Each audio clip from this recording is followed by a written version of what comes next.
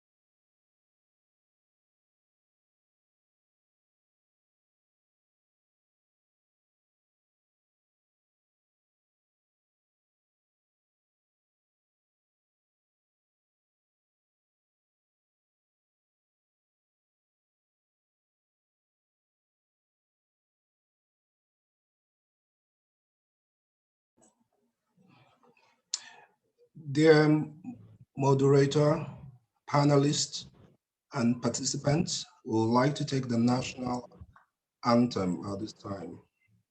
Thank you.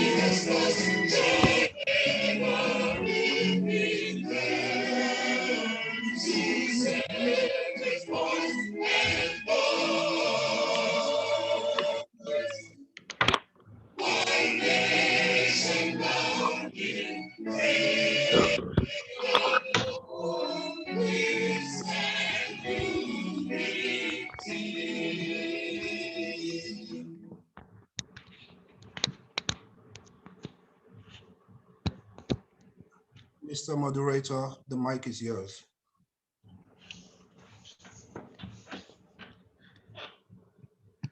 Hello, everyone, and welcome again to this section on ethical challenges and successes in the practice of ABA in Africa and in Nigeria. My name is Mazi Oke Martins Nwokolo, and I will be serving as moderator for this section. As you know, applied behavior analyst practitioners, including RBTs and behavior analysts and everyone in the field, have the well-being of their clients at heart. Part of what that means is they are required to work within the boundaries of acceptable moral standards and guidelines established by the professional board and professional field. So our objective with our time today is actually to share perspectives on the ethical practice of ABA. What has been those challenges and successes involved that people experience in our region around the practice of ABA? Without much ado, it is my privilege again, honor to introduce our 4 distinguished panelists to discuss these ethical challenges and successes. Our first panelist is Dr. Margo Owayo. Dr. Owayo is a board certified behavior analyst with experience in early intervention for children with autism. She's a 4th-year doctoral student in the Department of Psychology at Western Michigan University, WMU, and has extensive expertise in education and academic literacy for primary and secondary students with reading delays or development and other developmental disabilities or delays. Currently, she is the program director and BCBA supervisor of the Academic Literacy Lab Reading Program, and after school reading program and practicum at WMU that serves diverse learners. In her role as a program director, she oversees the enrollment processes for new students, and she develops and assists in conducting training for the tutor staff, as well as facilitates parent communications in the system. In her role as the BCBA supervisor, she develops individualized learning plans, ILP, for students. Dr. Owayo, you are welcome. Our second panelist is Ezeafakaku Nwokolo. Nwokolo is the founder and CEO of Shades of Life Care Limited, a company that provides services to individuals with developmental disabilities. She has an MSc in Applied Behavior Analysis, Intellectual and Developmental Disabilities, and is a board certified behavior analyst, BCBA. She's also a qualified behavior analyst, QBA. Currently, she's a PhD researcher whose research interest lies in validating screening tools for intellectual disability and for autism spectrum disorders in Nigeria. Her research focuses on screening for ID and ASD in Nigerian adolescents. Given her last name, I know some of you may be thinking if I'm the lucky one. Well, the truth is we happen to be namesakes and share the same Igbo surnames, but from different states. By the way, we are glad to have you here, Mr. Nwokolo. Thank you for being here. Our third panelist is Dr. Tina Irimoren. Dr. Irimoren is the director and owner of TENIC, an early child care and special needs agency that provides services, provides door-to-door child care and ABA therapy services to clients. She is also an advanced early childhood professional, a certified and qualified behavior analyst, and a competent and certified aider, first aider, and many more. Your biography is rich, but permit me to put it that way, and we are glad to have you here, Dr. Irimoren. You are welcome. Our fourth, but not the least, panelist is Helen Obiageli Oshikoya. Mrs. Oshikoya is the founder and CEO of Noblover Gradnani. I've been practicing this class, but it's Gradnani Psychoeducational Services, a member of the Nigerian Bar Association since 1991. She holds a master's degree in social sciences from the Open University in the UK. She is also a certified educational assessor registered with the Chartered Institute of Educational Assessors in the United Kingdom. Mrs. Oshikoya is an advanced certified autism specialist registered with the International Board of Credentialing and Continuing Education Standards, IBCCES of the United States. Not only that, she is also affiliated to a long list of national and international organizations, including Nigerian Psychological Association, the Association of Applied Behavior Analysis of Nigeria, ABAN, as well as the Qualified Applied Behavior Analysis Credentialing Board, CABA, where she has a registered supervisor status as a qualified autism service practitioner. Permit me to add that Mrs. Oshikora is also a specialist assessor, a registered test user, and member of the British Psychological Society, qualified to make exam access and conduct a range of psychometric testings. Distinguished participants and members of the audience, as you can see, our panelists are well positioned with competence and sufficient credentials and knowledge that would help to aid an understanding of the ethical challenges and successes involved in the practice and delivery of ABA services in Nigeria. Please, as we proceed in the panel discussion, we request that you submit your questions using the question, the Q&A function, and we'll put in your questions, and we'll try to get to all the questions as we can. With that, I wanted to go ahead to the first question that we have for our discussion today. And my question would go to all the members of the panel, and it says, what have been the most critical advances and unique challenges facing the autism community, facing the ABA community in Africa, especially in your own region? Dr. Wayo, could you take 2 minutes and get us started on that question? Thank you so much for the opportunity to speak with you and engage with you on this topic. I will answer that question in two parts. I'm in the United States, that's where I'm based. I'm originally from Rwanda, East Africa.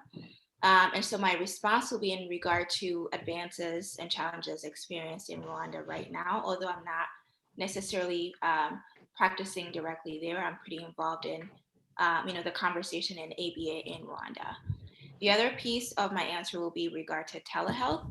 I am currently involved in a project where we're using telehealth to provide ABA services across the world, including to some countries in Africa.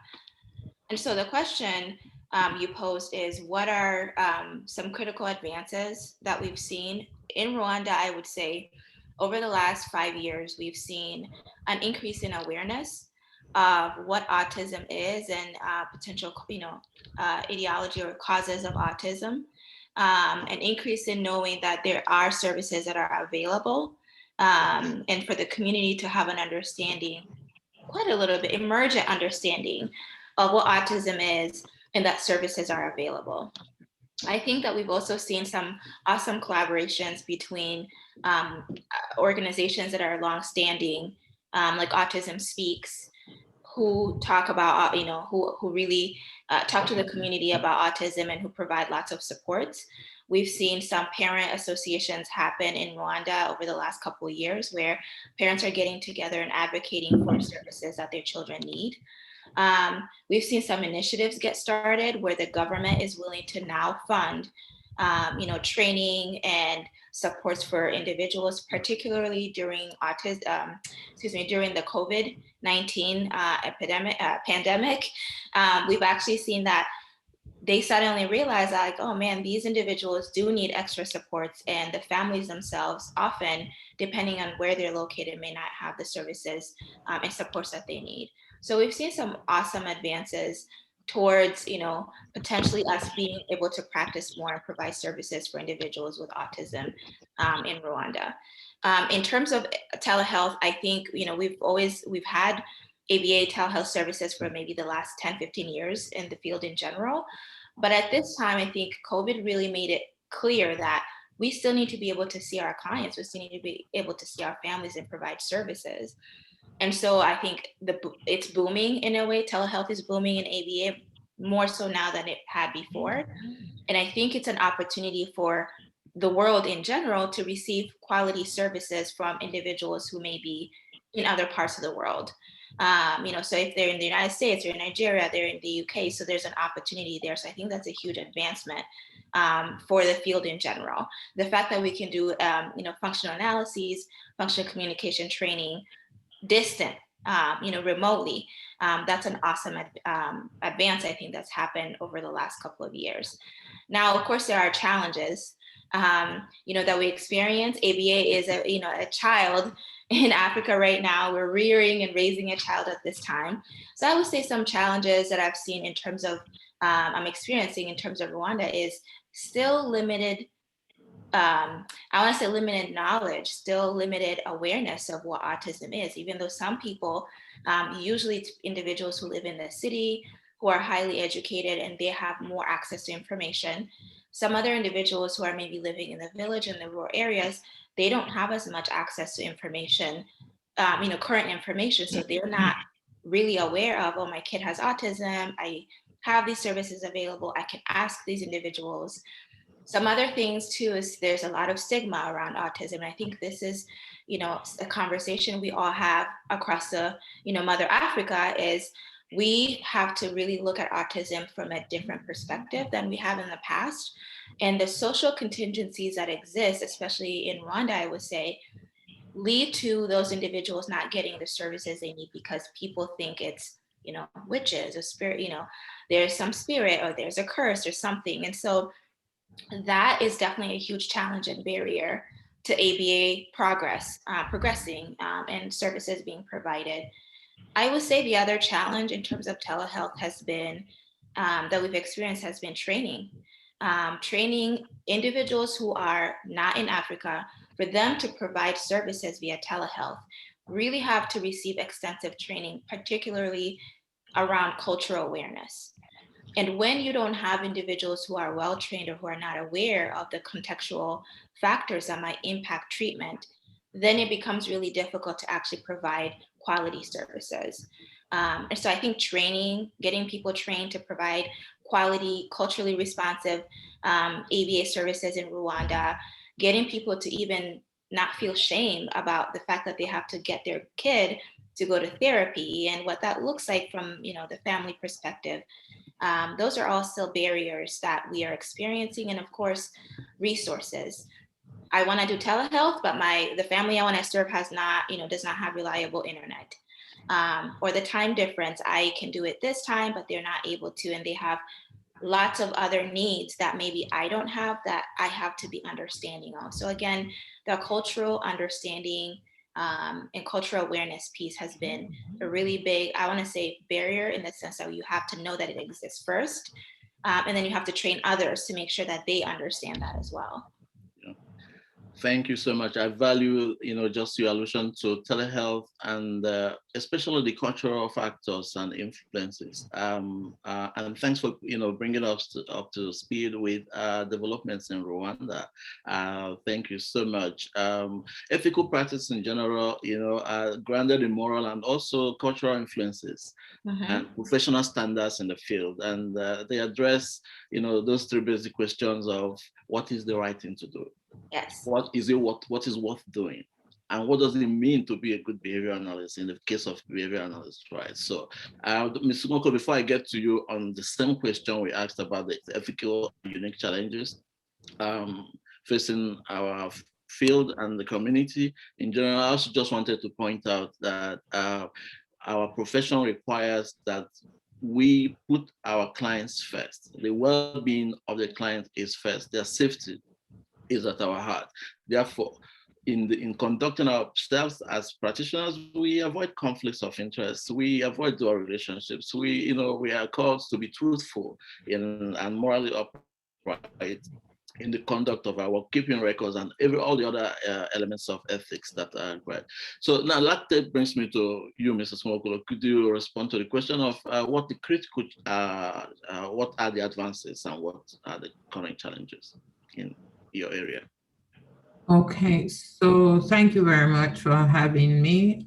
I believe the advances in ABA in Nigeria, around training, there's been quite a number of people trained, how on the science and in the science and the technology of applied behavior analysis. So there's been a little bit, not a whole lot, but there's beginning to be that shift in the thinking and understanding of what applied behavior analysis is all about. Okay, even amongst the parents who are the users and anybody that's a user and amongst the population, younger generation, or the middle class as well, if we had a middle class, on understanding what the science and the technology is. So when I say understanding, I'm talking of where some people are actually beginning to see that ABA isn't a quick fix. ABA isn't a pill that you just swallow and everything is sorted out for the individual who's been a beneficiary of the science. Okay, and one thing again is for people to understand or beginning to understand that the concept that ABA is a 40-hour intensive intervention is also beginning to shift just a little bit. Not a whole lot, but there's a little shift depending on who you speak with. Something I also say is that when I was going into the field, and how I got into the field was by virtue of being a mother with a child on the spectrum and having tried what we had then. Okay, I realized there was a need for us to do something more. And there are a few people who've also realized that and they're cottoned on to the training. And so with having Dr. Ed coming to Nigeria the time he did, I met him in 2014 when I decided to go into the field and had my first training as a registered behavior technician with him. And he was quite happy to have the first registered behavior technician in Africa at the time. So it was a great milestone that's come from 2014 to where we are today, roughly or nearly 7 years. Okay, so there's still a whole lot to be done. There's still a whole lot to be done. And I believe we'll get into that. And also, I think at the point he was also around with his wife, lest I forget. So there were a good team to start the ball rolling. Thank you so much, Mr. Mokolo, and for that update. I think that resonates with me. I just had that in 2014, we didn't have people who have formal training, like RBTs, for instance, in large numbers. Maybe one, you said, in Africa at the time? Well, at the time when they started, they probably were, they trained, when I started in my class, there were about a little over 20 or something, but between then and then they got up to 100 or 200. But again, the issue is with the continuity, maintaining, and people understanding that you need to maintain this certification. So there's a whole lot around it, but yes, there were, there was that. Yeah, I'm happy that we're making progress, from 2014 and now, I mean, with all the changes that's happened. Thanks for sharing that. And now we'll take the microphone to you, Dr. Eremoren, to answer the same question about the challenges and successes of ABA practice. Okay, thank you, Doc. Let me start from a personal point of view. I was introduced by Dr. Ed, I think in 2012 or thereabouts. And then he called me and said, Tina, do you know anything about autism? I was like, autism, what is that? Is that even something? And then he started educating me, he started sensitizing me. And at some point I was like, I'm not supposed to know this because I don't have a child on the spectrum. He was like, no, you are a teacher. How do you handle kids in your classroom? And all that and all that. So I had to like, okay, wait a minute. He's actually saying, you're actually making a point. So that was how I, got took interest in it, and I came on board, and then he trained me and all that. In fact, he had to set behavior traps so I could get in. And of course, actually, I wasn't really interested. He had to set behavior traps. And how did he do it? He told me, look, I'll train you free of charge. Yeah, and that one kind of lured me in. So when I came in, I realized that, okay, if I actually use these strategies, I could actually help a well number of people.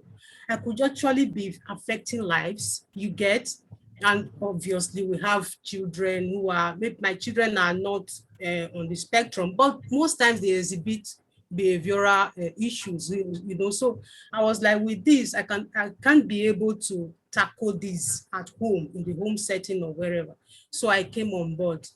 And then, you know, so since I think about 8-9 years back, I got trained as an ABA tutor. So I started handling children, maybe or every other, you know, child, on the, whether on the spectrum or neurotypicals and all that. So I started handling all these children, and I saw that I was able to make impact. Now, let me bring it home to the question you asked. What are the advancements? Yeah, there's been quite a lot of advancement in this. And a lot of parents have gotten trained. Yes. A lot of, there's increase in awareness. Yeah. A lot of us, I've gone to a lot of schools. I'm an early childhood educator. So I've gotten to so many schools, and they'll be like, oh, well, I want to know more about autism. I want to know more about ABA. I have heard that with ABA, ABA as a technology, you can actually tackle these children who have behavioral challenges. I want to know more. So there is increased awareness in this aspect. And another thing I've seen is that we've been able, the professionals in this, we're becoming, you know, many. People are signing on, they are coming in, you know, they want to actually get hold of this particular technology so they could help others. And now because of that, we've been able to gain that stimulus control. Yeah, a lot of people now believe in, oh, ABA works. ABA is the bomb. ABA is the in thing. So if anybody has autism, they go like, oh, I know this person who has certificate in this, ABA, whatever, who can tackle this case. You get, so there is that increased awareness. So, okay, let me talk about the issue, the constraint or the challenges we've had. Now, there's been quite a lot of challenges. Now, the one that is the bullseye for me would be cultural, religious, sociocultural, maybe I should bring it to environmental implication, challenges, and all that. Now, in terms of that, a lot of clients, because we are in Nigeria, because Nigeria is a secular state, yeah, Nigeria has a lot of ethnic diversities and all that. So a lot of parents, a lot of clients, let me put it that way, want a situation where, oh, which denomination, religious denomination do you belong to? I have been asked that question. Yeah, going to do assessment for a child, I was asked, madam, are you a believer? How do you pray? You know, things like that. So that's a very big challenge. And that's on the front burner, if you ask me, if it's on the front burner. And then we have the issue of rural settlement, those in the rural areas. They are still, I don't think we've been able to assess those areas, owing to the fact that we don't have a lot of us who are well trained as of now. Yeah, because if I recall, I think we are about 3 or 4 QBAs who are supposed to supervise others. I don't think we have a lot of QSPs and BCABAs, so who are supposed to tackle these things. Maybe we have maybe a handful of ROBTs, but we still don't have those people who are really certified to go into all these rural areas to sell ABA to these people. Because Whether you like it or not, we still have people who still use crude methods to identify autism in the rural areas. Yeah, so that's one of the big one of the big challenges we've had. Thank you so much. I'll stop here. I appreciate that, and I value that you kind of touched on that cultural piece. It kind of got my thinking started, and reminiscing on some experiences I've had in the past of a parent that I work with, and I came over the next week after the weekend to start work, and there were bruises and cuts on the child's face, and they said, "Oh, madam, what happened?" He said, "Well, we had to cancel session on Friday." I said, "But why?" He said, "Well, they needed to go to prayers." And now the result of the prayer was all these marks on the face of the child. And that makes me think, now as professionals, earlier on in one of the presentations, we talked about abuse and neglect and our ethical obligation for as ABA professionals, as mandated reporters, to be aware of these things and to report them. So, and in speaking of what the ethical expectations are for ABA practitioners, and before we get in detail to that, I would now ask Mrs. Oshikoya to please respond also to the first question before we come to that.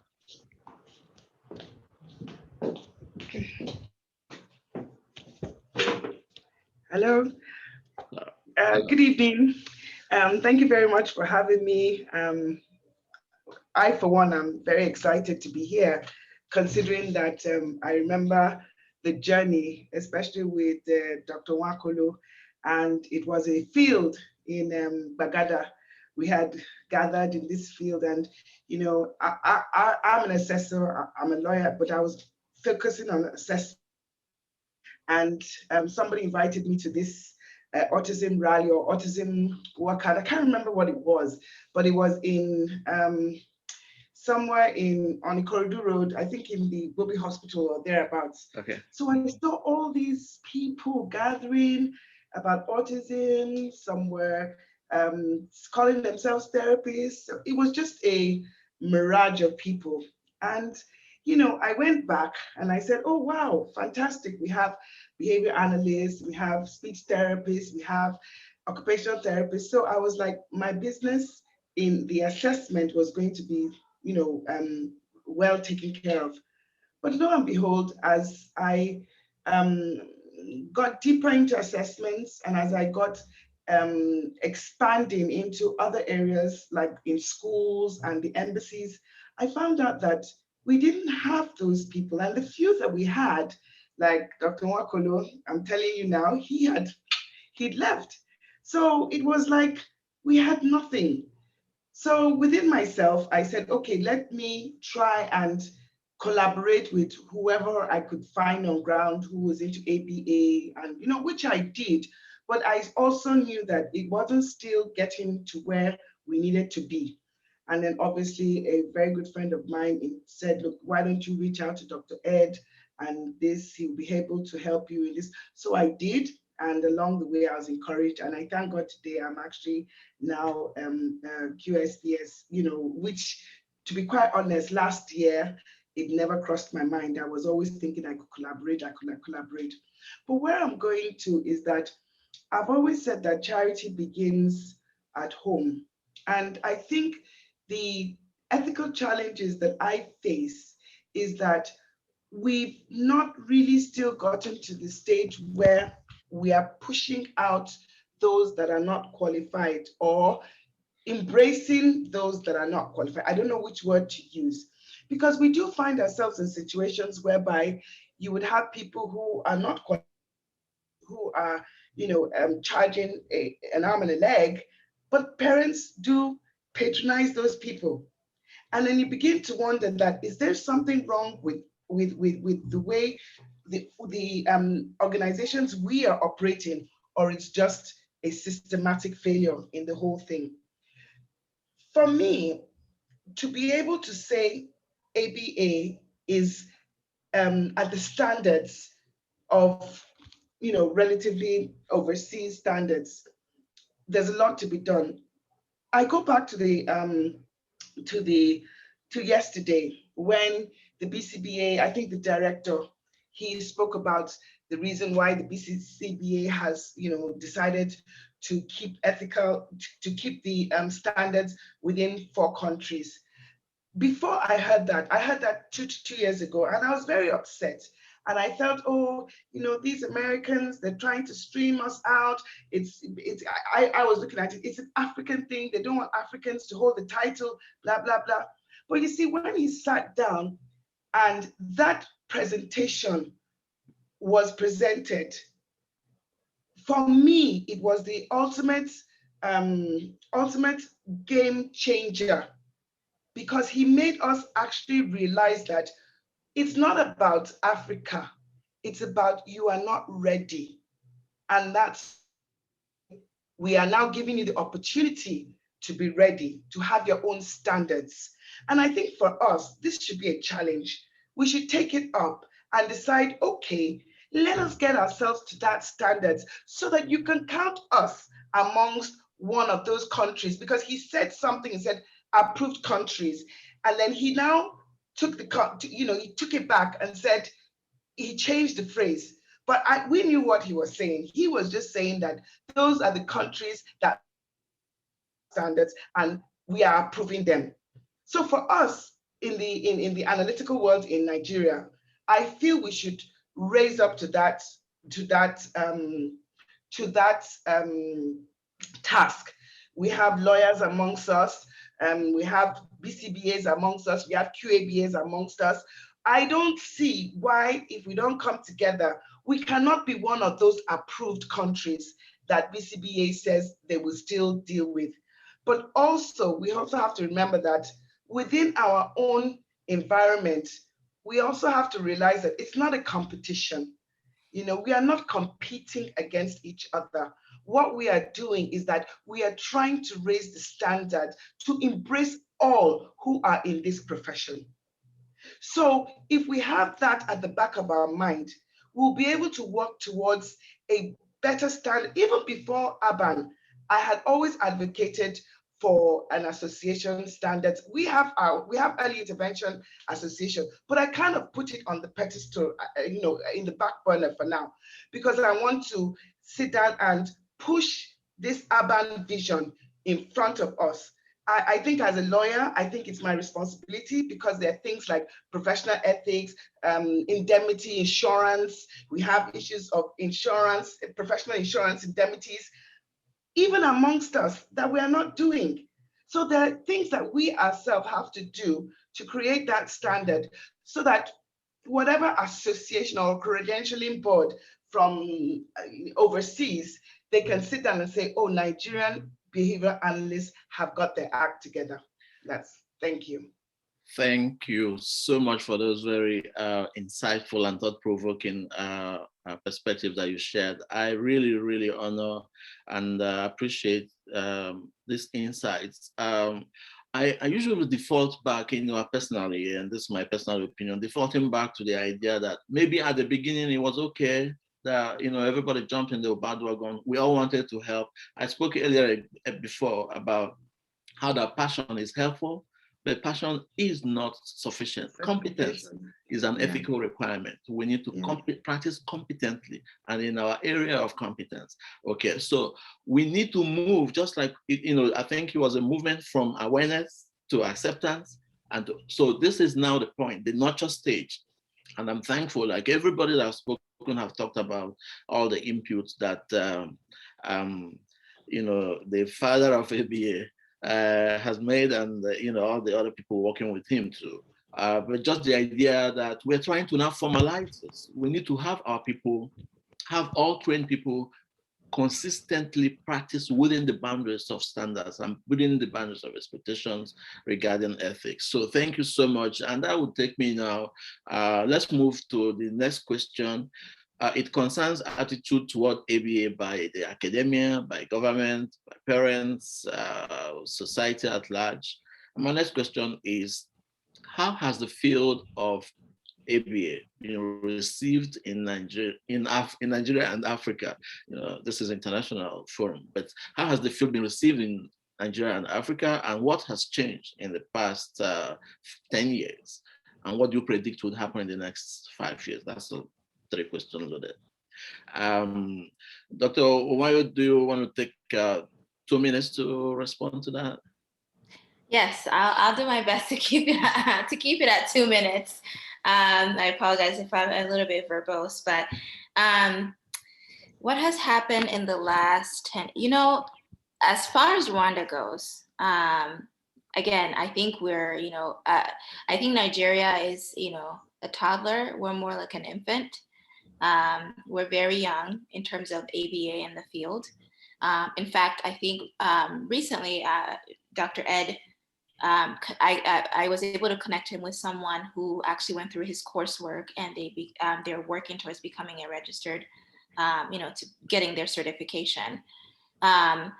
Right now, as far as I know, there is at least one ABA clinic providing comprehensive services, and they're providing interdisciplinary services. So that includes ABA, speech therapy, potentially occupational therapy. And from my understanding, they actually use ABA across those services. So they're really thinking a little bit bigger, which is incredible. So they're providing co-treatment. This is where we want to go. So that's a pretty big deal. There are some schools that are serving individuals who have autism or who have special needs. However, they're not necessarily using ABA to do that. And so I think right now we are at the very beginning for us, I believe.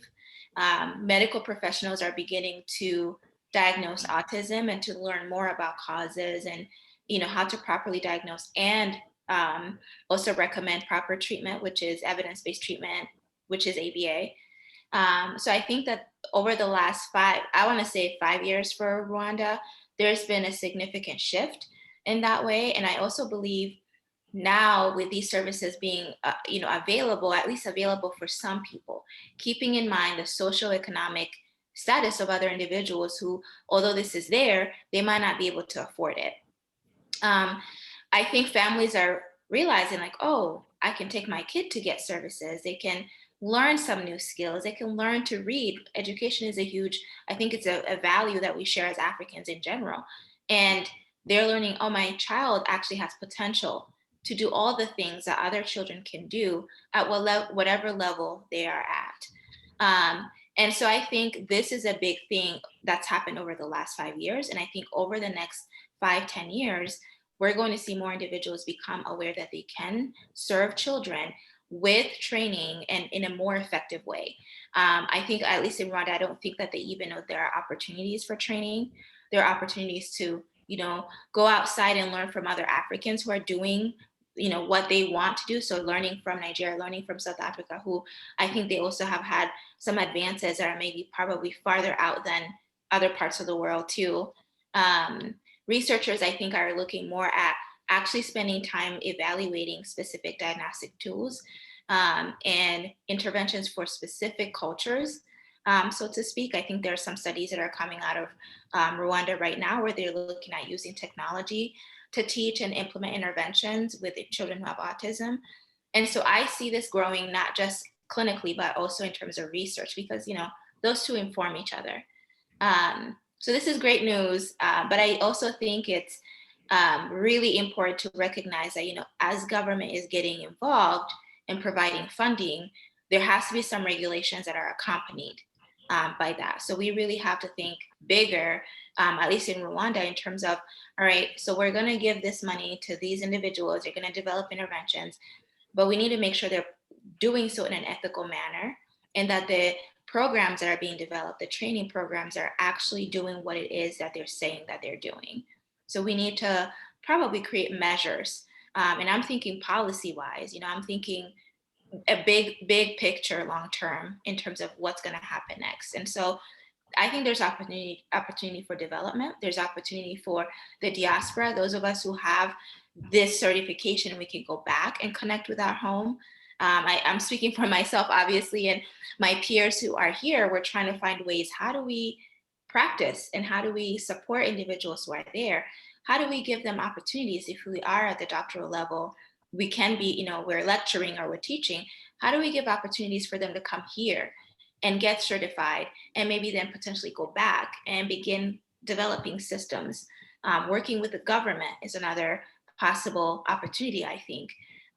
looking at organizational behavior management, really utilizing other components of our field and making sure we're creating policies and procedures and consequences that are community-based. I think because we are, at least for Rwanda, we are a collectivist culture, we really need to look at community-based interventions.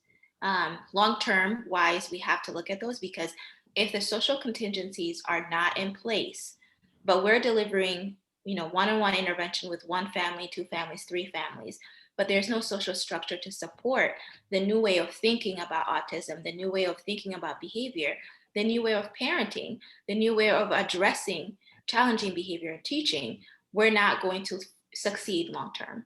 And so I think in Rwanda, there's lots of opportunity to grow, there's advances, but there's also a lot of opportunity to grow in general. That is absolutely right. Thank you for sharing that.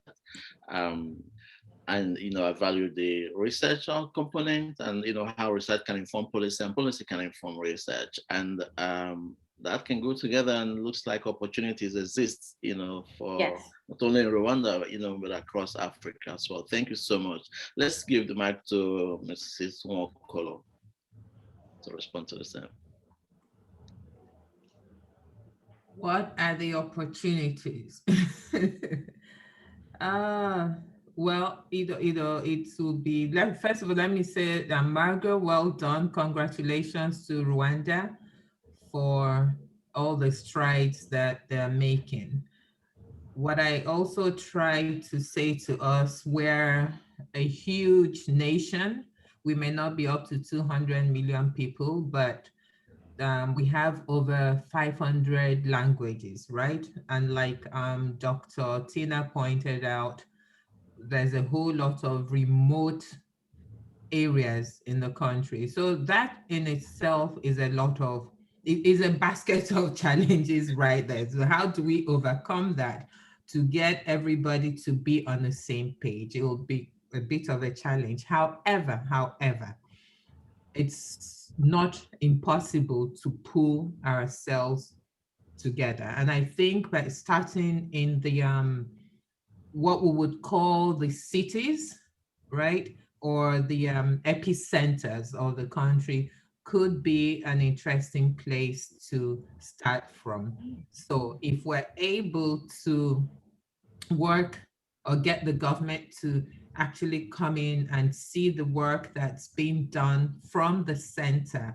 So for instance, with my research work, what I've done is to first of all concentrate on, or the plan was in 6 geopolitical areas and pick cities, okay, that will be representative of Nigeria. And then hopefully through that, just try and penetrate and see how we can get the government, or even just have more people involved, parents and all of that. But of course, COVID happened, but we're not giving up. So in essence, it may be tough to have the government involved in the case of Nigeria because of our sheer size, but my advocacy would be for us, the community, the users, the end users, and I wear 2 hats, both as a parent and as a professional, to be the ones in the fore. And like I said, because I say to people, look anywhere in the world, okay? Let's use US and UK, for instance, where we're always comparing, or Europe. There's no policy, even if you think of IDEA, if you think of the 504 plan, if you think of the IEP, if you think of HIP, anything you can think of that has been legislated was driven by the users, was driven by the community or the clients to seek that recognition and get it. Pretty much with what's happening in other areas, okay, or with other things that they are pushing for in the US. So we should, as end users, keep pushing to overcome.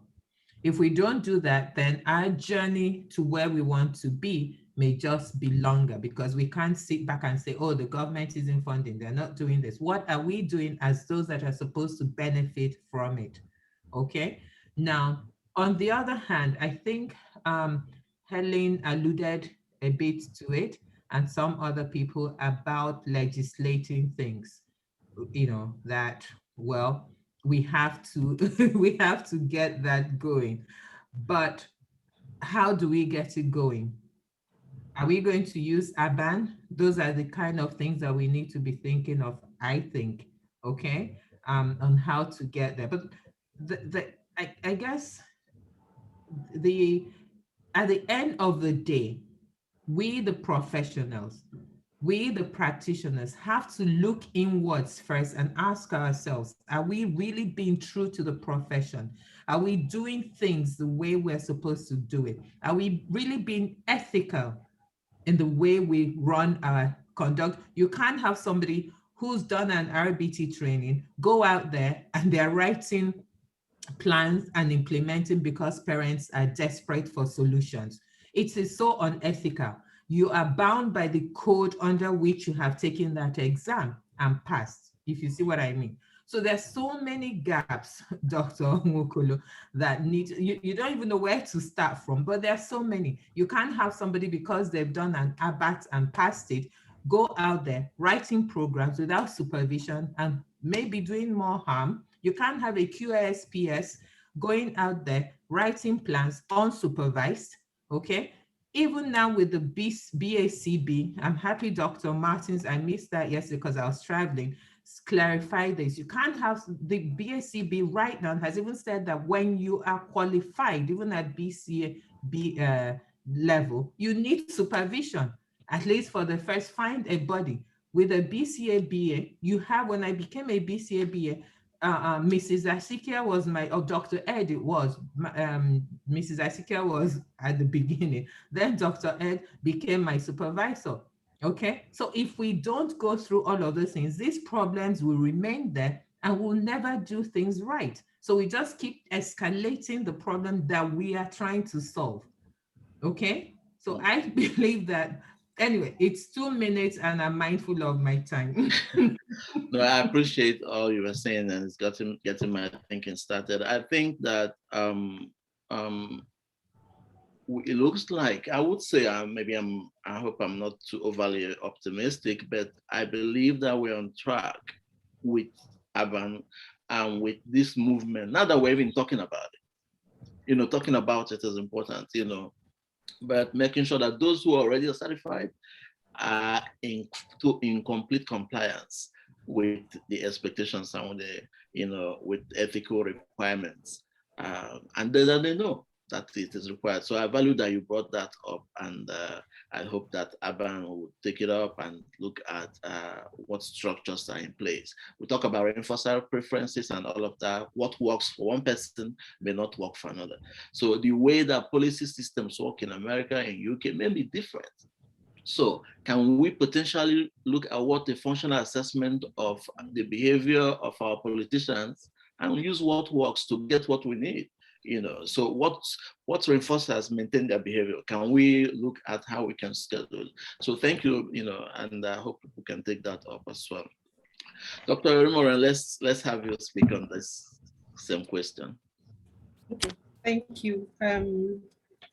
On what has changed in the past 10 years in Nigeria, I believe quite a lot has changed actually, unlike before, because in terms of diagnosis, as Dr. Mango has had earlier pointed out, I think we are having a lot of people go through the process of using the right diagnostic tools to diagnose these children, unlike before.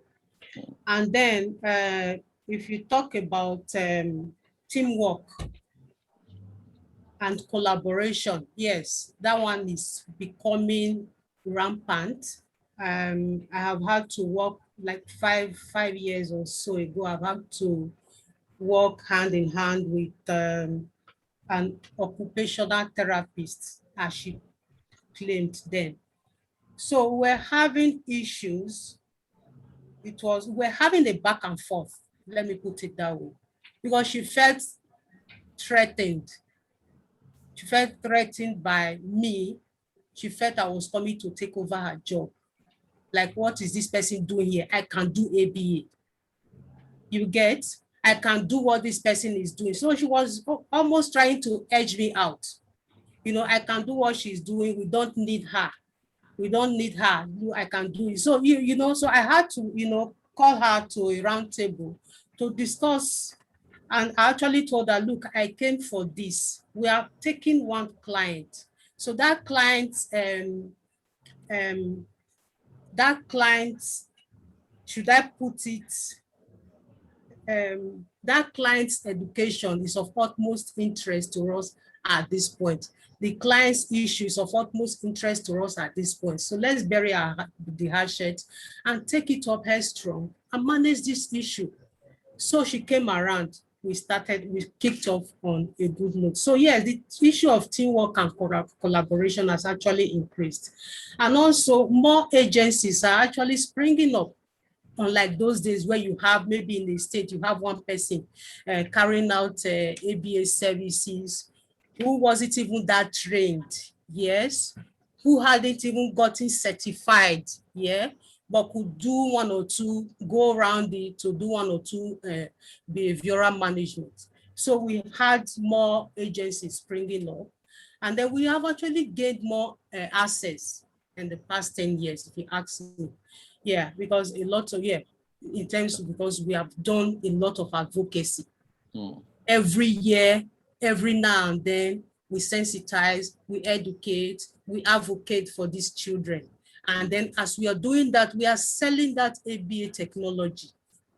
So because of that, we've been able to gain more positive access, you know, in doing this.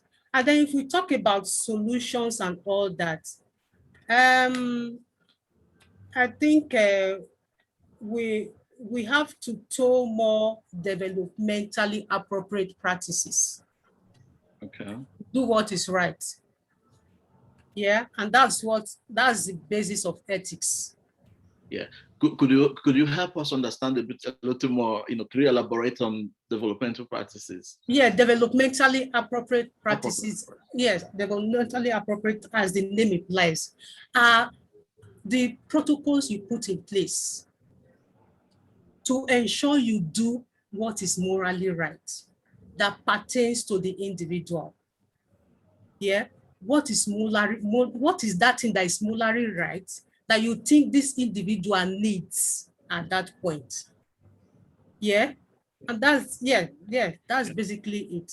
And then also, I think we've actually had the availability of ABA professionals. A lot of people are coming in, a lot of people are getting certified, as I've pointed out before. A lot of people are, you know, because of course, the awareness, a lot of people are becoming to tow it, to be like, okay, if I actually get certified, I can actually help these ones. I can actually do this. I can actually do that. And then also we have actually had the issue of maybe reduced burnout. Yeah, because at a point in my life, I actually threw in the towel. Yeah, because I was tired. I was overwhelmed, basically. I was tired. So I was like, okay, maybe it's time to quit. Yeah, so I think with this age and time, over the past 10 years, I think we are actually having reduced burnout. Okay. So thank you so much. All right, thank you for sharing those amazing insights and chronicling the progress that have been made, as well as the challenges. I would direct the same question to Mr. Shikoya. Mr. Shikoya, could you take 2 minutes to address that as well? Okay, thank you very much. My perspective is that despite the fact that we are service providers, so we are all ABA trained, but the truth of the matter is that we are the owner of businesses. Our businesses have to be sustained. So I cannot be an ABA provider and my business is dying. So where I'm going to is that despite the fact that we want to have ethical practices, we also have to bear in mind that our businesses were created to make money. And that's not to say to exploit. It is to say that that business has to be sustained somehow. Okay. Where I'm going to is that a lot of people have approached me and they want to be ABA, or they want to be certified as to become certified. But they say to me, but Mr. Shikoya, it's so expensive, supervision is so expensive, we can't afford it. So are we really grooming ABA practitioners because we want them to expand? Are we providing training to keep a few people in the industry? Hmm. For me personally, I feel that if we are going to expand ABA, those who are qualified to supervise those coming up, we should look at a cost that is affordable for them, so that at the end of the day, they can expand. I'm not saying that it should be given for free, but we also have to understand that our economy right now is not so good. And the few practitioners we have are not enough to service the whole Nigeria. It's not possible. I doubt if we're up to 50. And we need a lot more than 50. But what is the constraints of developing more? It's finance. And you're saying 50 to an entire population close to 200 or above million, right? But yeah, yes. I'm not even sure we're up to 50. Because in Lagos, I know earlier on sorry, I'm forgetting. You did allude to a discussion that came up yesterday about BCBA standards, and in the course of explaining why they made the new policy they made, he talked about standards. He talks about monitoring of the standards and a few other things. But one of the things that struck me that he said was, when you talk to policymakers, there are some questions that they ask. They say, how many are you? How many professionals are there? So I think my follow-up question to you with that is, considering the number, considering also that, yes, it's established to have the need to expand training. If we don't have universities that provide courses and programs that will train people that are local, and it's also, on the other hand, is expensive, what are we looking at in the next 10 years, in the next 5 years, if we still do not have universities in Nigeria or in Africa in general, where people can access services, access proper adequate training? You see, that at least, I don't know, Dr. Ed has been very, very blessed in the sense that he has one or two, I think, colleges who have accepted to train at degree level. I'm not sure how easy it has been for him to have done that in Nigeria. But you see, the truth of the matter is that we can still carry on the coursework training like Dr. Ed does. And, Ms. Wankolo and Mrs. Jonathan, they still do courseworks like I do IBCC, so we can still carry on that. But you see, in carrying on that, we have to make sure that those who are keen into it, that one, there must be supervision, which they must subscribe to. And two, the cost of their supervision has to be affordable. So we can still use the system we have right now, but we do know that in the next couple of years, we have to reevaluate to see, is this good enough if we want to make sure that this profession is spread to the extent that most of the population of Nigeria or Africa can able to access it. I, for one, I have clients that when I do our programs for, they look at us and say, you people are magicians. And I said, no, it is a science. And I also believe that if we train more parents to understand ABA, then the opportunity for those who are not qualified will be less. They'll be at a less advantage and they won't be able to creep in. And then we can continue doing what we're doing to expand, to make sure that the market is, has the people that it needs. Thank you so much, and for emphasizing just what is practical and what can be done. Thank you so much. And that takes me to a question from the audience. Someone asked, said, thank you, members of the panel. You have all said it all. I remember in 2011 when Dr. Ed and Mama started the training in Lagos. ABA is gaining ground in Lagos, but more work needs to be done to go around the country. Because some parents just want to see their children getting help, not really care what approach you are using. So more work to do to tell people what ABA can do and help treat their children with autism-related disorders. So it's actually not a question, it's a comment, but could you respond to that? Dr. Wayo, do you want to respond to that?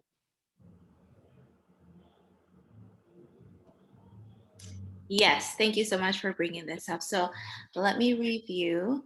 Okay. Some parents, well, of course, I agree. Parents want to see their children succeed. They want to see them doing better, regardless of the approach. But it's really important to be careful, I think, because you can be using pseudoscientific methods like facilitated communication, which we've seen, to get them to engage in some things, but it doesn't sustain over time. So ultimately, it's going to fall apart eventually because it's not an evidence-based treatment for, autism. And so I do think that you have to get parent buy-in. Sometimes the way to get parents to buy into the treatment their child is receiving is by starting with the behaviors or the things that they really, really want you to work on, things that they really want to see improved.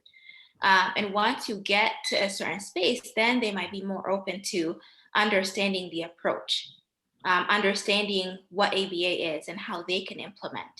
I think often parents feel helpless where they're like, I don't know what to do for my child. I feel like I'm failing. Sometimes it can show up as being upset or being angry or being frustrated. And it's really more so that the parent's trying to figure out, how do I parent a child who is nothing like how I am or how my peers were? And so I think it's important to maybe practice a little bit of compassion for parents who are in that place, and also understand that it's going to take time. I think that the way that we've understood, going back to Dr. Alex's presentation, the way that we've understood parenting as Africans and our approach, not just as Africans, other people as well, Asians as well, the way that we approach parenting is so much different. And in the West, it's the opposite spectrum, which is also equally bad, I want to say bad, equally problematic, depending on what we want to foster and teach. And so I think, you might have to maybe negotiate with parents sometimes. You might have to actually have an interactive conversation where you get together and you make decisions. I know I often have to do that. When I'm serving parents from different parts of the world, I often have to figure out, what are your values? That's where I start. And I really ask this at the beginning during the intake when I'm first meeting a parent. I want to know where you're from. I want to know your culture. I want to know what you value. Maybe you want your kid to start reading, but they can't even communicate their needs and wants. Well, sure, I'll work on that piece, but let me first teach them how to ask for what they need, ask for food.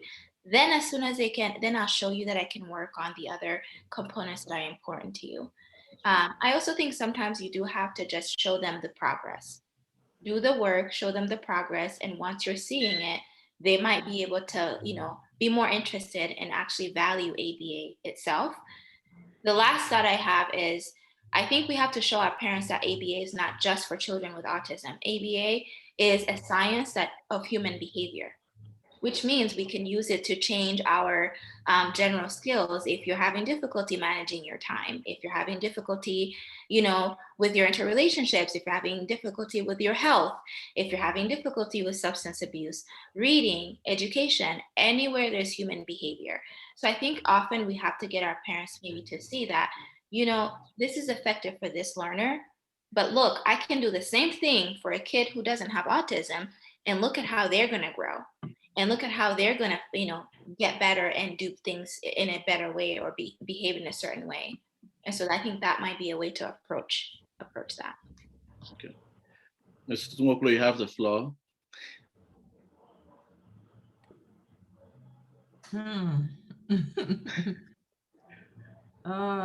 This wanting a quick fix is a serious matter. So what I typically do, like Margaret has already pointed out, get the get the parents to see that it's not about magic. Perhaps start with what is important to them. So what I typically do is after a diagnosis and assessment. Okay, let me just chip in that diagnosis bit before I go on to where we are. The reason I bring that diagnosis up again, in the panel, I think the one before this one on the sexuality and all, it was also mentioned about having a diagnosis so that following from that, the children can get the proper help and assistance. So if you don't have a diagnosis, and somebody just uses a screening tool and tells you your child has a diagnosis of autism, there is a problem. And what I've seen with parents that have come to us with that sort of um, approach or mindset is that it's a bit more difficult for them to understand what I'm saying or what we're saying about the science. You also have those people who've been working in the field either from youngs or just coming in, who also don't fully understand. So I always like to step back and explain to them what the difference between screening and diagnosis is. Okay? Screening is just a symptom. You find the symptom, but then you run a diagnosis to find out the actual. So it's like when you have a temperature, there's no ailment I know, at least the doctors are around to say to me, oh, that there's something called fever and is a sickness. It's a symptom that something is wrong, right? The same thing, when you answer a set of questions, it's screening. Then you go get a proper diagnosis. At least the gold standard tool out there right now is the ADOS. Some people use cars and all of that, but you get a proper diagnosis. And so when I approach parents from that perspective, and break it down, I find that more often than not, a lot of them sit back and then they reassess the situation and we can move to the next step. And I now say to them, with what you know now, okay, you have to understand that you're in for the long haul. It's not a quick fix. It's not, because I know we as parents, and I speak as one with a child who's on the spectrum as well, you want the best for your child. Okay, you want the best for your child, and so anything, what can I do? But we can't keep acting out of desperation. And so we as practitioners then come in and say to them, calm down. But you need to understand your onions. You need to be confident in the science and your knowledge of ABA, the A, the B, and the C's. That operant conditioning, first of all, use it to break the association for the parents and then shift them into where you want them to be. Now, we're not going to discount what their own worries are, but find a way to bring it into what we see that that individual is presenting with, rather than say to a parent or make a promise, which we're not supposed to do, that, oh, in 2 months' time or whatever period of time, you'll do magic, and then you're feeling the parents' mindset already, okay? And because again, let's bear in mind that we're people who inherited English as a language. So there may be comments that we're making that are unethical, but we're interpreting our native language or something, or the way we understand that word isn't really the way it should be. So we make comments that actually feel the parents or the clients desires, so to speak. So we need to be aware, first is unethical to egg a parent or a client on. It's unethical to promise what we can't deliver. We're not God, and there's no matter how much we apply the science, we may still end up with individuals who may not recover or meet the expected targets as and when we think. Okay, each person is different. We can't also, it's also, I believe it's also unethical to set a time frame to when you'll be working or seeing results. It's also unethical to promise a client or the family that your child will recover when we do that, it simply means that we don't understand the disability.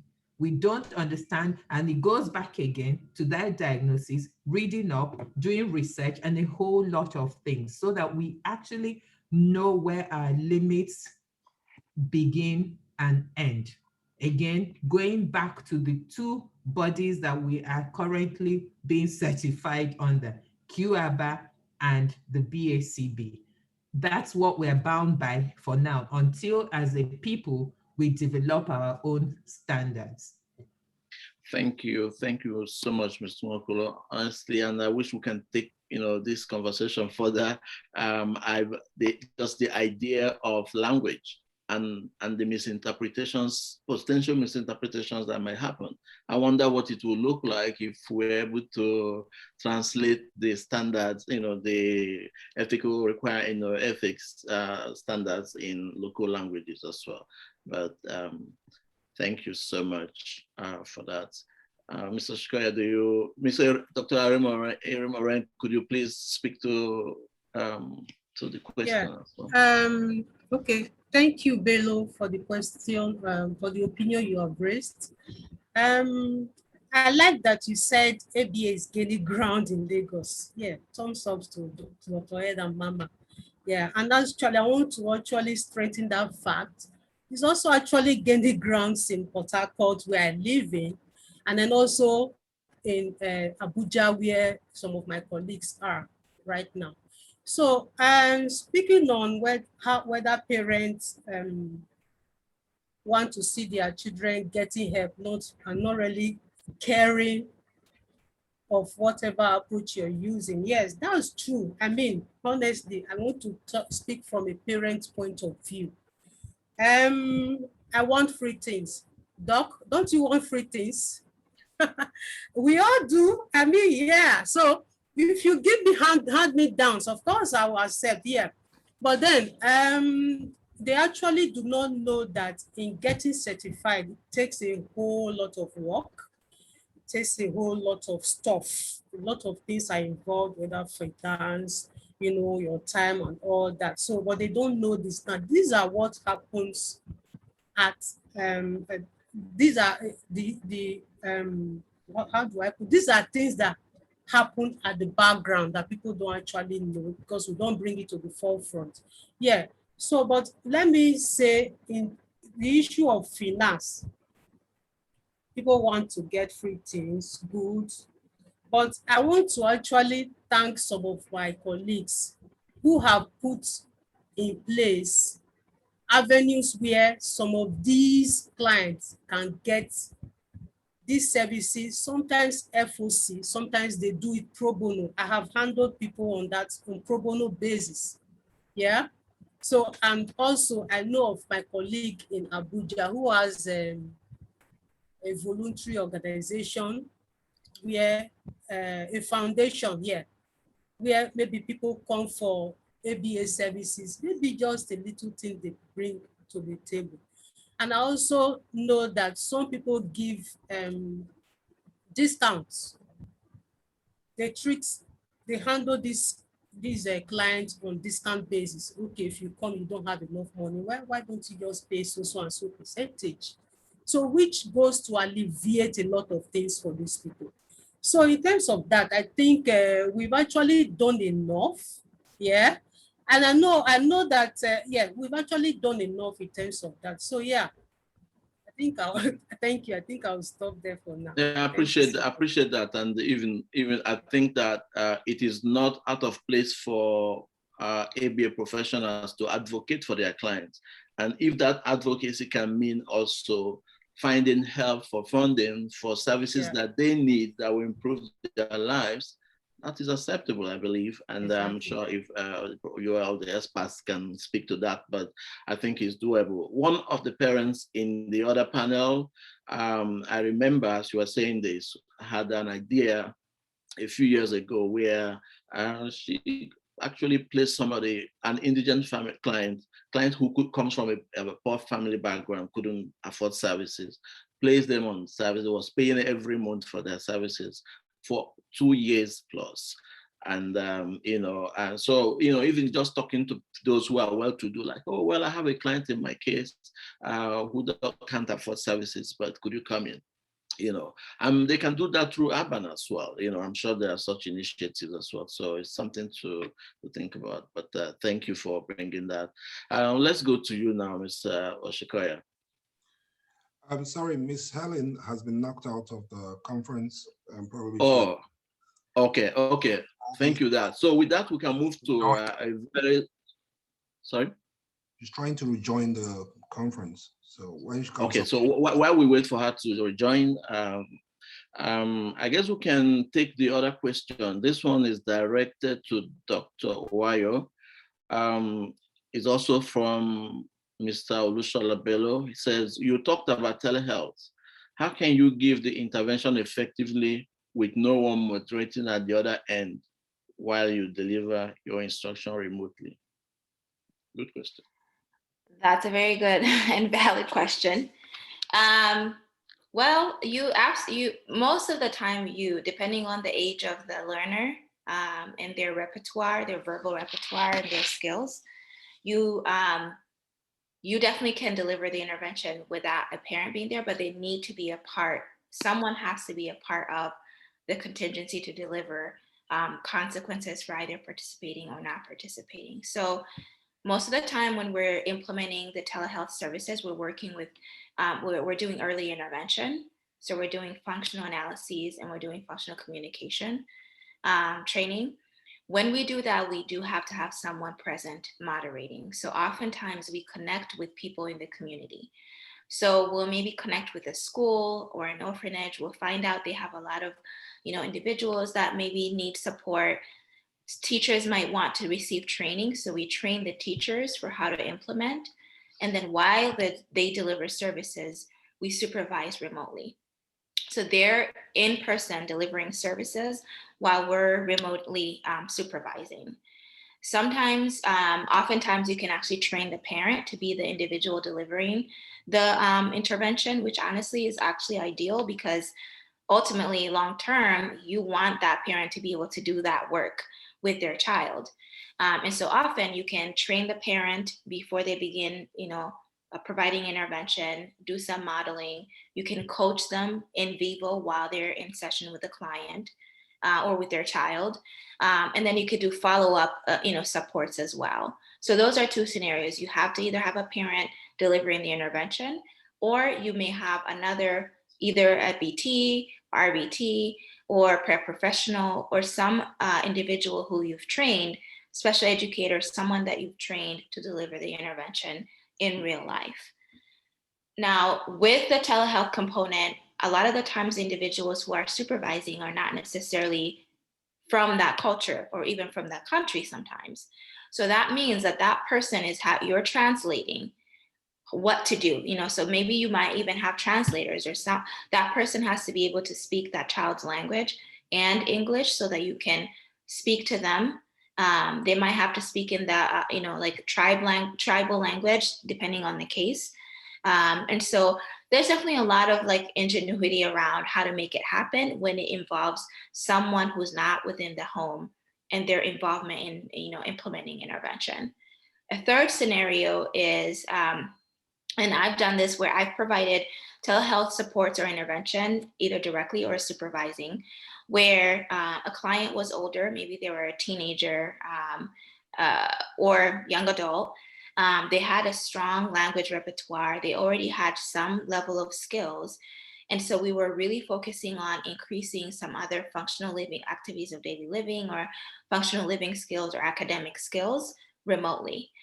This actually happened particularly during this COVID time when our clients still needed support, but we couldn't deliver, maybe families chose not to have us go in person. And so we had to figure out a way to provide some level of service. This required, so at this time when I did this, I had behavior technician was delivering intervention remotely. The learner had to have advanced skills because they have to be able to follow the rules and follow routines and expectations, remotely. And I worked extensively with the family to make sure that they were implementing some sort of behavior management techniques at home. So that way, if we're in session and you elope and you leave the session, parent, although they're not necessarily directly implementing, maybe we're using a token economy, and you get points for staying in session and doing your work, and maybe we embed response costs, you lose points or you don't earn any points. And so I still had to, as a clinician, work really extensively with the family to make sure that they would follow through. This family was pretty, advanced, and we would work through the problem behavior. We would look at the graphs together. We would look at, the data. They had spreadsheets, so they were advanced.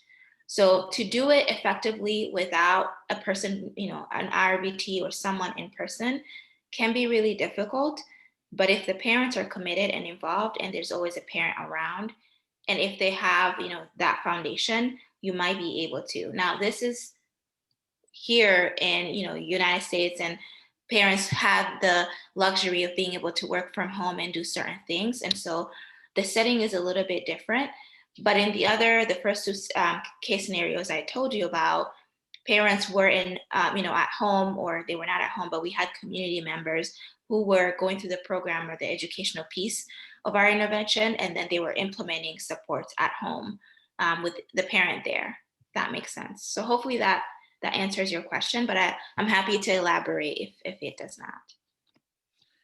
Absolutely, thank you so much. My hope is that you gave a lot of details that are helpful, and I hope that answers the questions. But it looks like we've covered the questions from the audience, and but with that, I probably ask one more question, and which probably begin to wrap up after this question. My question is this: despite limited resources, you have been able to provide, despite limited resources, challenges, obstacles. I mean, everywhere there are obstacles, but also in particular with the obstacles that we have discussed.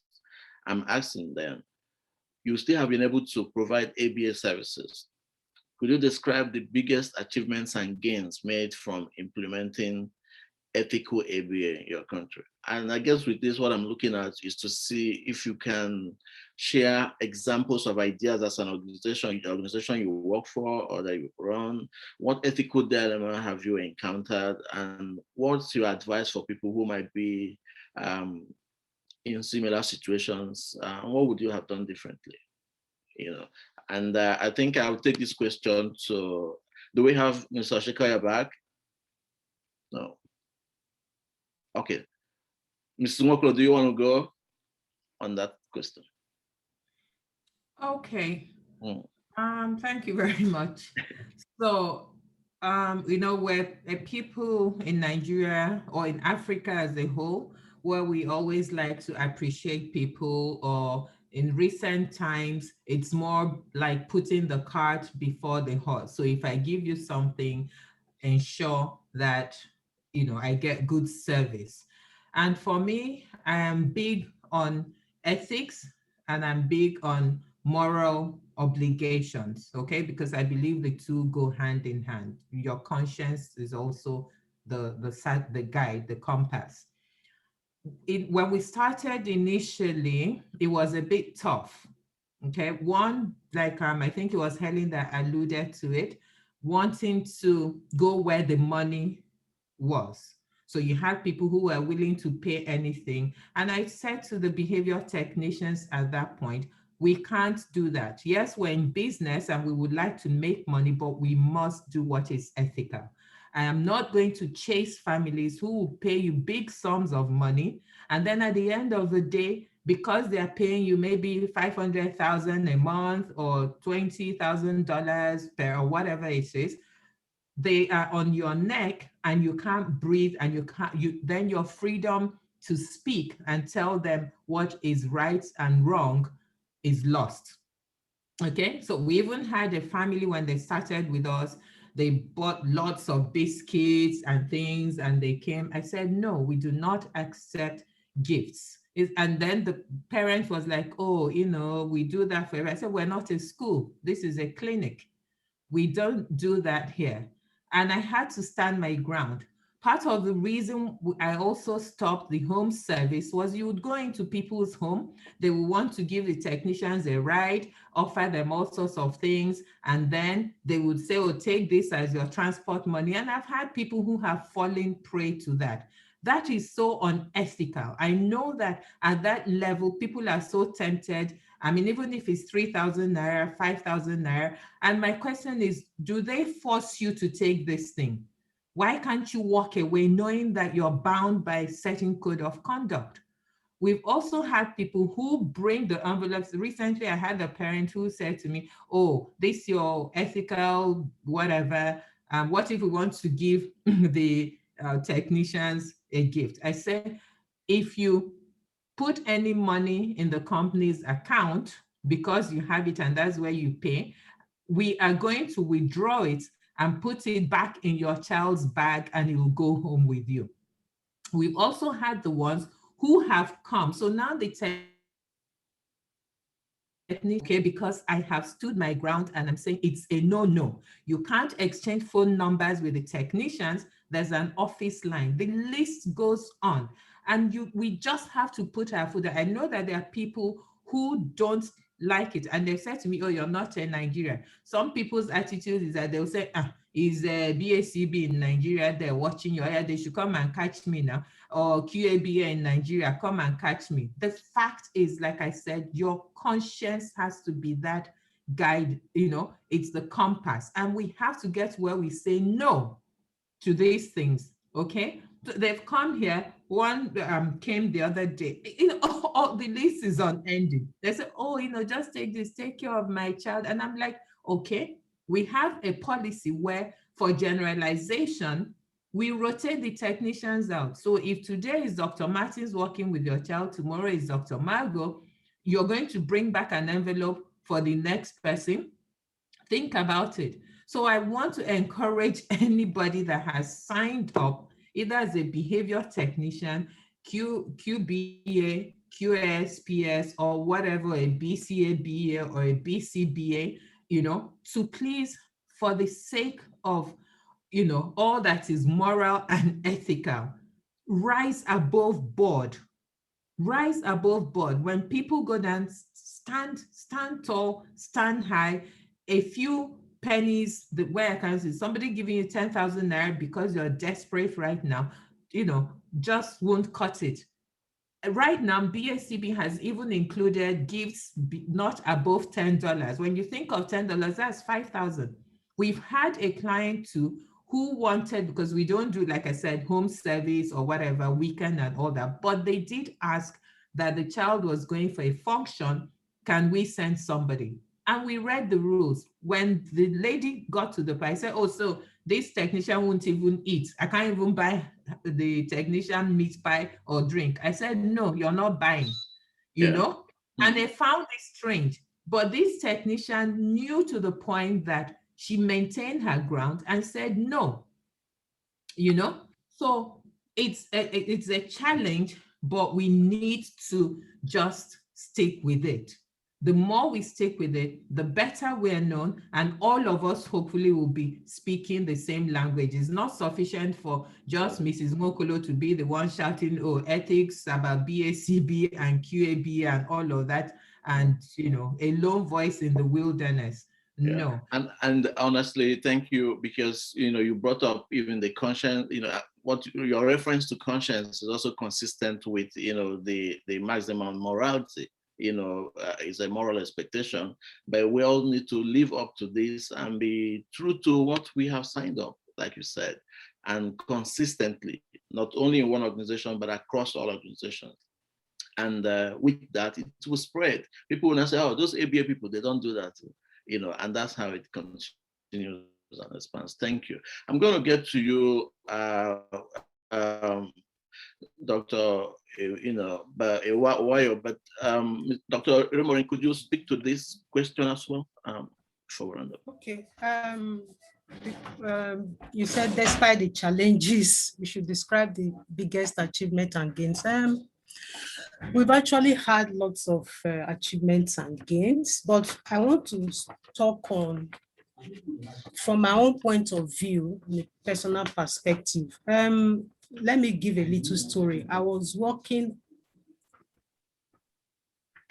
on a case. So somebody referred a client to me, 4-year-old child and all that on the spectrum. And so I went for my usual assessment, ecological assessment and all that. So on getting there, the person told me, Mrs. Rimoren, I've heard quite a lot about you. Where is your agency? And I was like, I don't have it. He said, look, we are big. Just give us a pitch, give us a proposal, and we'll set it up for you. You know, so that's, I'm coming from the point Mrs. Wokolo raised. Yeah. So let me set it up for you. And I was like, no, we don't do that.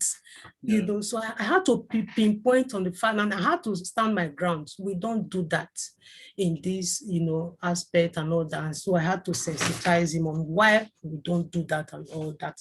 So as I was leaving, he was, you know how it is in Africa, in Nigeria, where you want to go, they want to give you this and this. They are, you know, pursuing you, literally pursuing you to put this in your bag, to put this in your car. You know, if you don't want to take, they want to throw it at you and all that. It got to that point, and I actually blatantly refused. So, and since then, he started holding me on high esteem that, oh, this person, so you people don't take this, not even a cup of water, not even this and that. So I was like, it is what it is. So let me bring it to, in terms of the biggest achievement, I think we've actually gained trust, we've actually gained integrity. Yes, and that stimulus control is there. So the place, the school I handled before, I was the school's interventionist, I was the school's only early childhood educator. I was doing quite a lot, which was very, very overwhelming for me. So, and the owner of the school, I want to talk from the cultural perspective, which kind of creates a lacuna in terms of ethical issues here.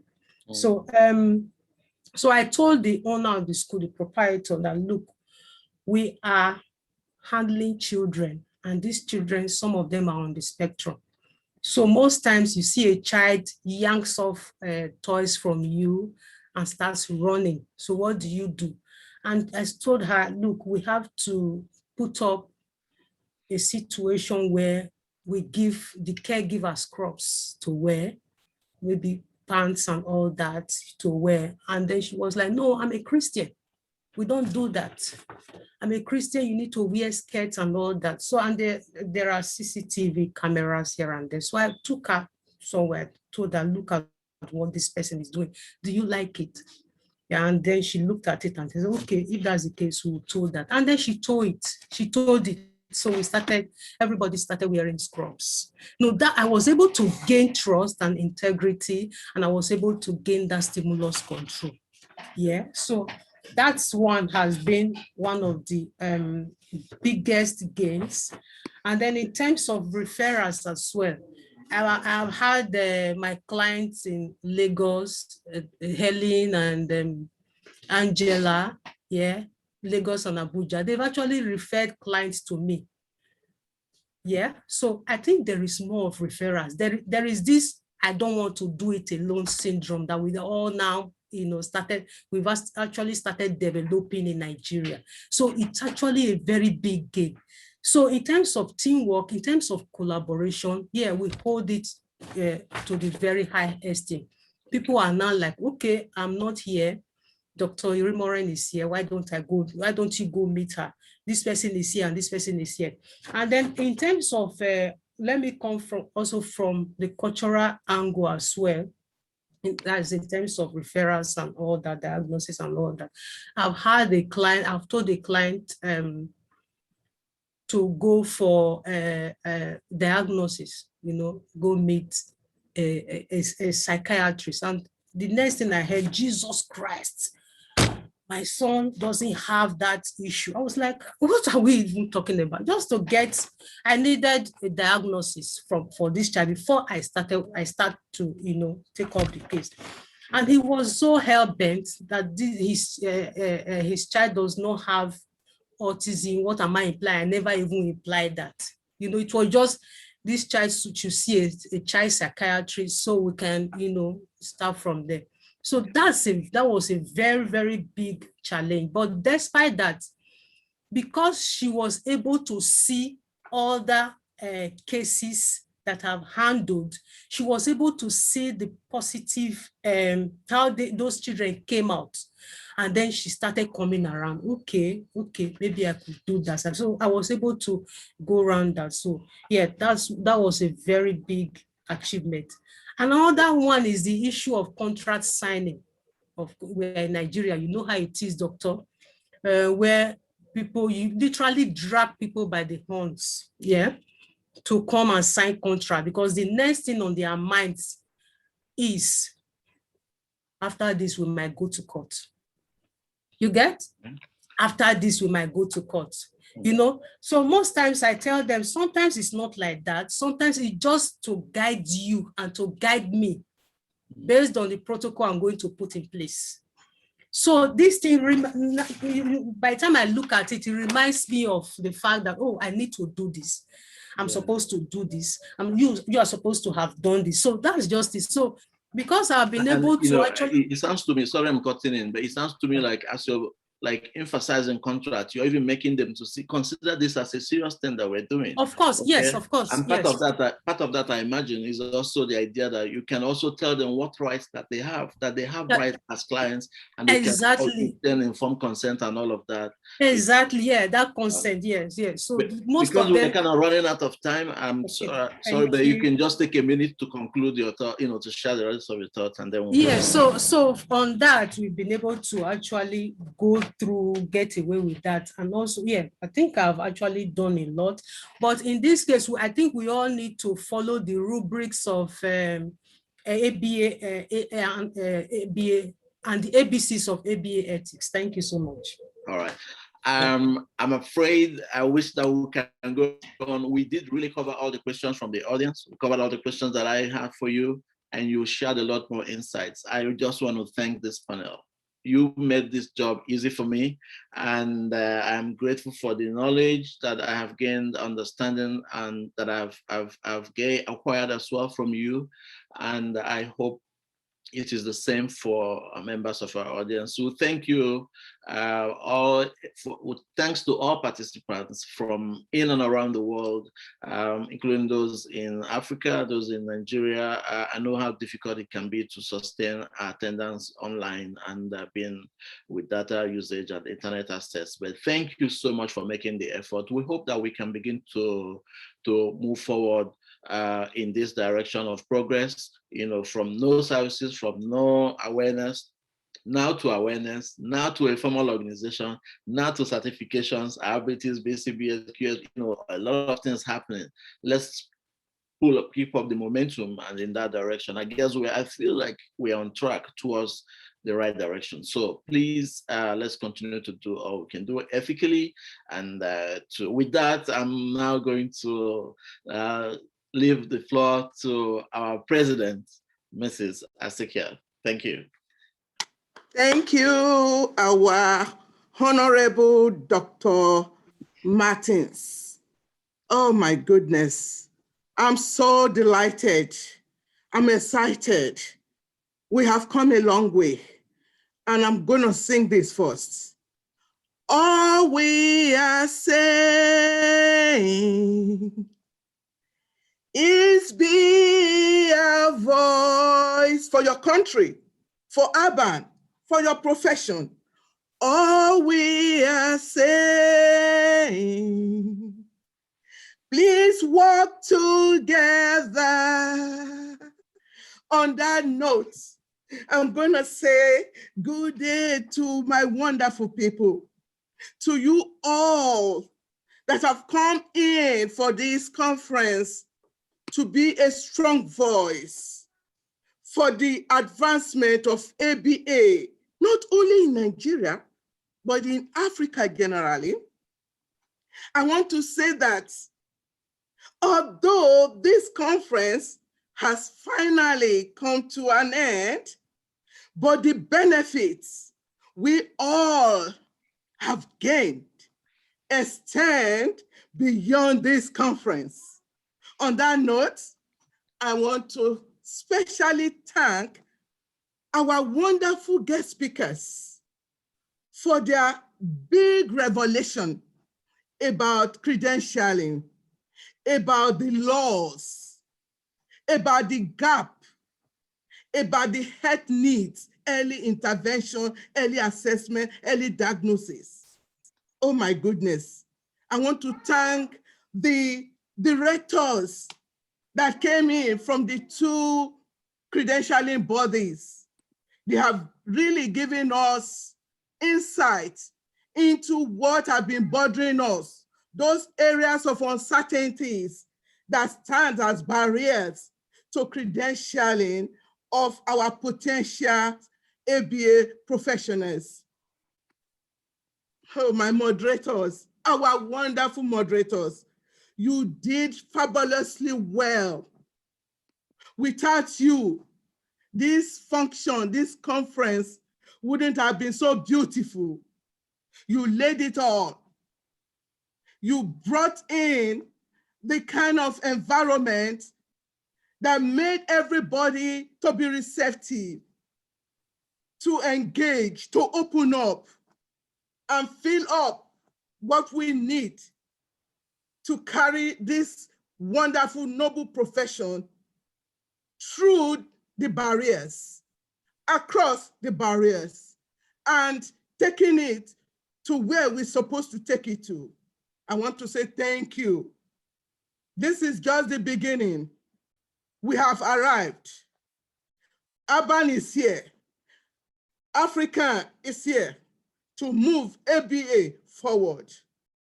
I want to quickly thank our wonderful presenters. Oh my goodness. You have given us opportunity to add to our bank of knowledge of ABA.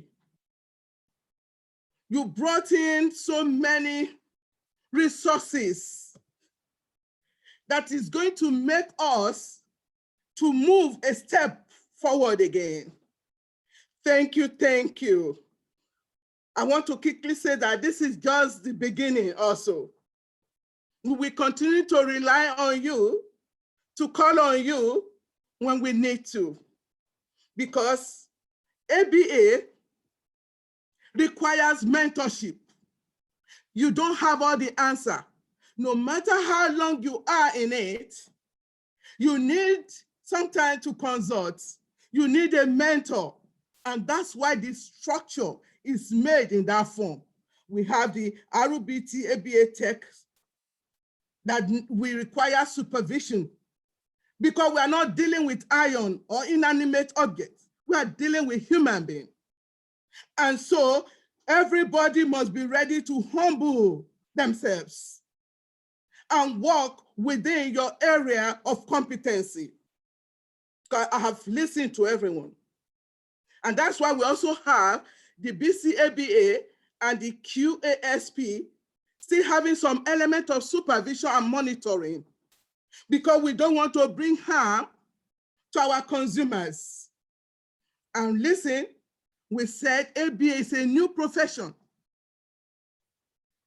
Our contribution is to do a good job. That is the way we can advance ABA, make it attractive. And we know it's evidence-based. If you don't do a good job, how can you justify what our founding father, what he has taken the trouble, the pain to sow that wonderful seed called ABA science, and expecting us to keep watering it?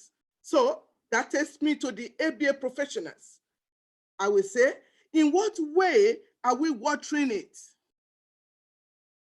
Are we watering it in our area of following the ethical codes, ensuring that we are representing the profession in a way that it will be attractive to your community.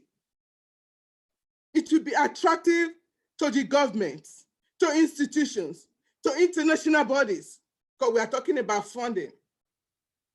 They are all watching us. Remember the perception they have about Africa or Nigeria. So this is a challenge for us, that we must do a good job. We must discipline ourselves.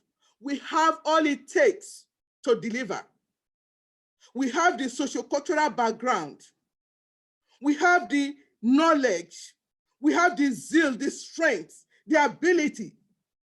Because ABA is all about implementation. You may have the diagnosis, what next? The critical elements that will bring about that change in behavior is your ability to identify the appropriate elements in the environment that you're gonna manipulate to bring about the change. So what am I talking about? You have to do a good job to achieve a good treatment outcome. You see, that will make ABA to be attractive. You get to the home, we are talking about ethical codes. It's a strong thing. It's something we need to discipline ourselves to follow. You get to a home or the school and you're not punctual. You are not selling ABA rights. Or you are not sensitive about professional boundaries. You are not representing ABA rights. You are not advancing it. Or you are not following the professional integrity, doing things that will make people to say, wow, I trust this profession. I trust this science. I trust this technology. What are we selling? It's not enough to say it. We have to check ourselves. What will make us to be able to advance this wonderful profession is our ability and our capacity as ABA professionals or practitioners to deliver rights. And at the end, what happened? It will become attractive to your community, to the government, to the consumers, and the world at large. You don't need to talk too much to attract the funding we are talking about. Now, let me go back. Our perception is that, oh, we don't have. We don't have. We are looking for people to give us funding. We need to start looking inward. We have everything it takes. When we started this movement of transferring ABA, we saw the perception about funding. They will give funding to other countries and all, they will exclude us. We told ourselves we need to do this ourselves. And except we start having a new perception about who we are, putting value to who we are, we are going to keep having barriers, constraints from our own self. The other area is, from what we have discussed so far, if we don't start putting value to what we have, you are holding a diamond in your hand. As a professional, you have been trained. You have gone through the rigor. You have learned. Okay, someone who is untrained in ABA is scratching from the diamond you are holding and is using it and making good money from it. But you that is holding it, you don't even know the value of what you are holding. You don't even appreciate it. You are not focusing. You are here and there because you fail, first of all, to put value to what you are holding.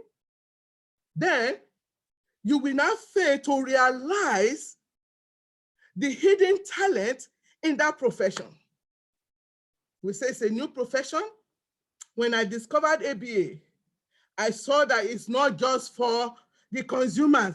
It has to start from me, appreciating what I have, that profession, that competency. Then I started using it for my own family, because you have to be the light. You are carrying a light. And if you're carrying that light, your own action and your commitments It's what brings out the brightness that will make it to be attractive. And when I used it in my family, I saw how it helped. Even my second boy, twins, without diagnosis, but I could see all the characteristics as a professional. If we had allowed him to go that way, today he will not be in med school, because what I was saying shows all the characteristics, all the signs of autism, but high functioning. I'm telling you this, first of all, you need to know what you have. Put value to it. Use it to benefit yourself, and you will now become what? The light that will shine among other people, and they will now go in and search for ABA. I want to quickly talk to ABA professionals. First of all, like Nwokolo, I was almost calling her doctor. I know she will soon be a doctor. Most of the practitioners we have on the ground, they are not just stopping at the level we get to them. They are moving further. We have about 2 of them now going in for masters in to have their BCBA. They started from RUBT. They are now doing online program, master's program. Oh my goodness, we've come a long way. We have others who started from RUBT. They are doing their PhD. We have come a long way. We need to appreciate where we started from, where we are today, and where we are going to. We are impacting other African countries, but this is the point. You as ABA professionals, you must appreciate and recognize your competency level. You must also be able to relate. You will not say, oh, no, I have RUBT, I can do it all. That is not the case, because you are dealing with human beings. That knowledge may be limited. So if you don't work together with others as a team or collaboratively, then it will get to a point that you cannot take that child further. So what am I saying? You will need supervision. You need monitoring at a point in time. Another big thing I want you to be very cautious about, they emphasize diagnosis. Yes, very important. They emphasize assessments to determine the specific areas of focus. Don't just start implementing without following the procedure, the protocol. Once you start that way, then they will think that ABA, that is how it is. The untrained professional that is also doing it, you are not different from them. So what makes you stand out as a trained ABA professional, credentialed? You are not different, because the way you are operating is just the way they are operating. So we really need to go back. I buy that idea. If we don't lay good foundation as we are moving right now, before you know it, it will become a norm. That bad foundation will now take us to a place where you now have what? No standard. We want those practicing to do a good job to attract recognition of the consumers. Then we start building the voices, a strong voice. Because what you do, the direct service provider, is the greatest determination of how far we can go with ABA. The capacity building, we use that to build the voice. And we are not there yet. We are building the family, empowering them through training.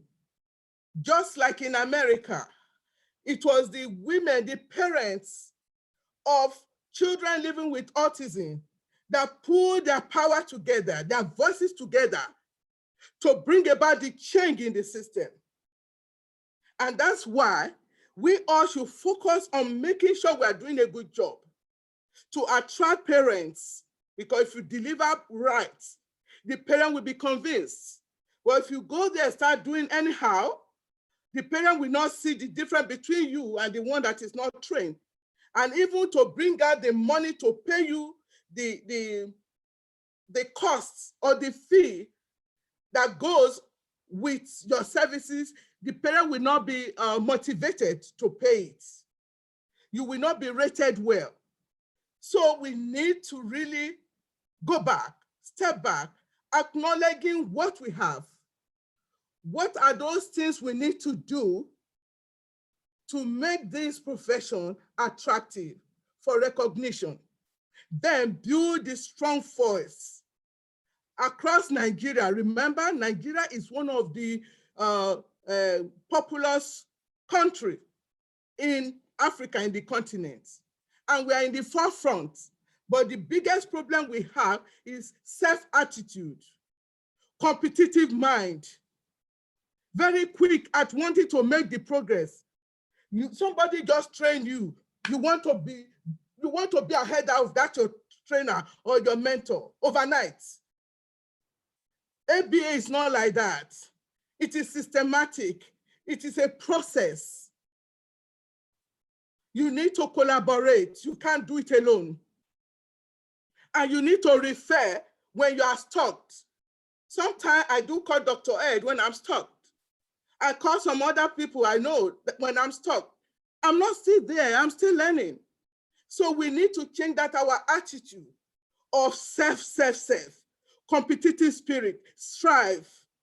It's going to bring down ABA. If you know what is in ABA, my goodness, people will think that you are mad when you are talking about ABA. I have how many in my family medical doctors? We use the ABA techniques. So we say, oh, is it only Hamaric that is always good? I'm using ABA. So think about it. What is in this ABA?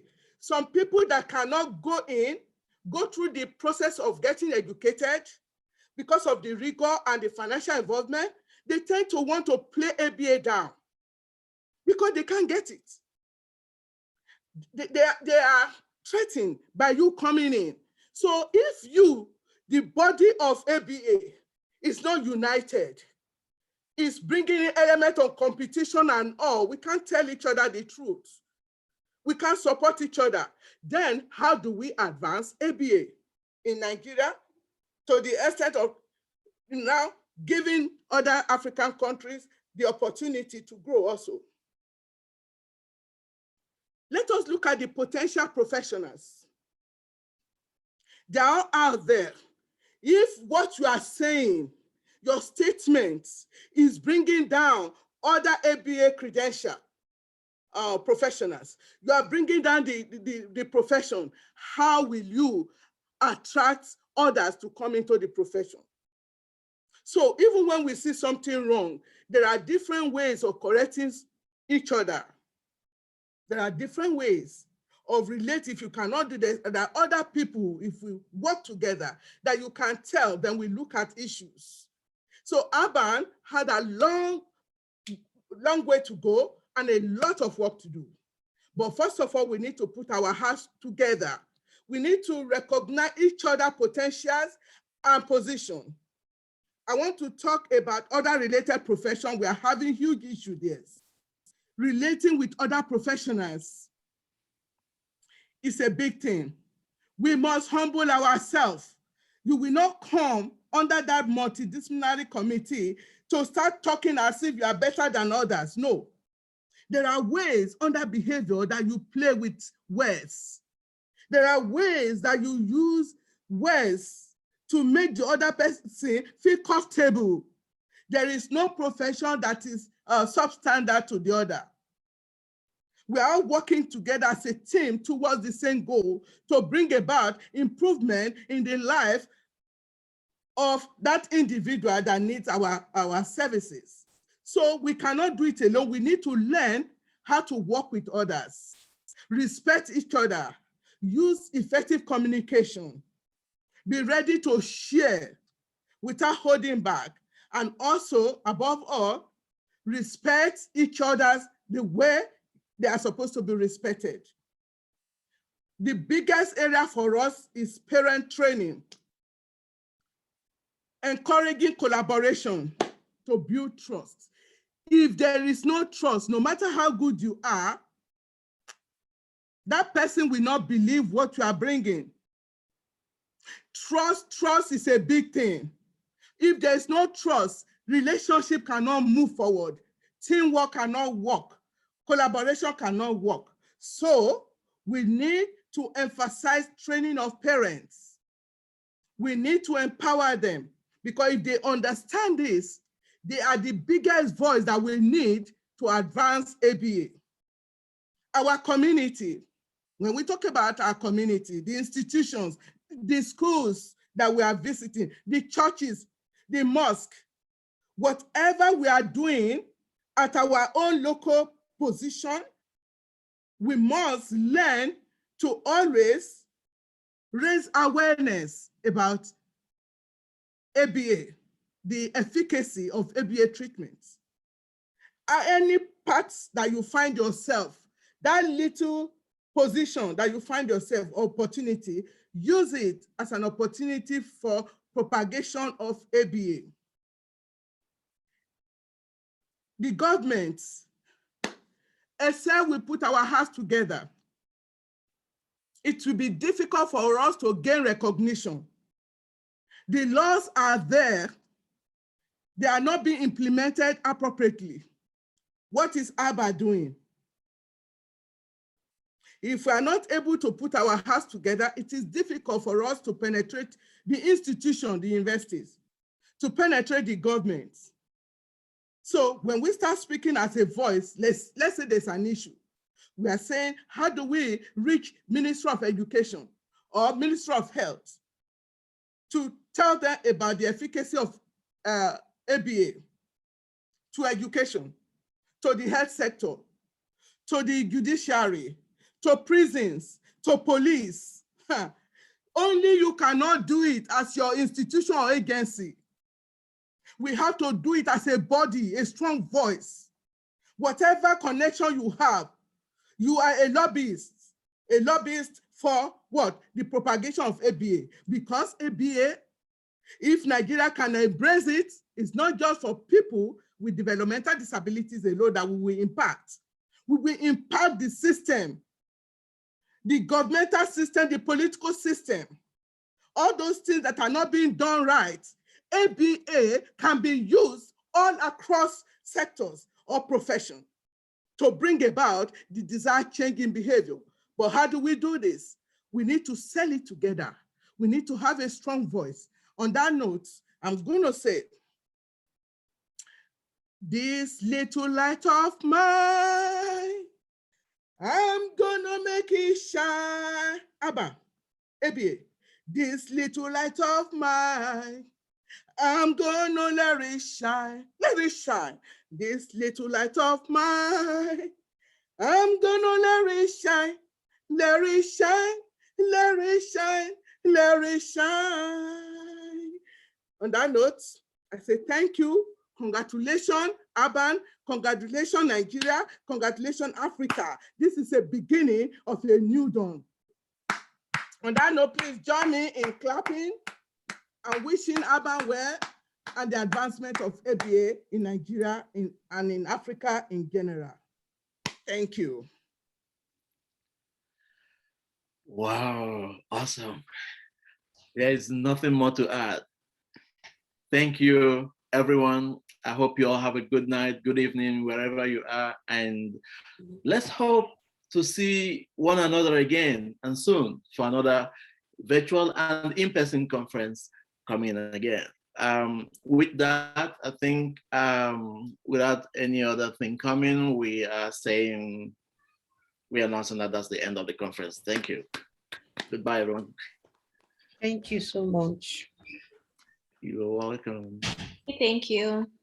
All right. Thank you all. Thank you all. Thank you, Mama. Thank you, everybody.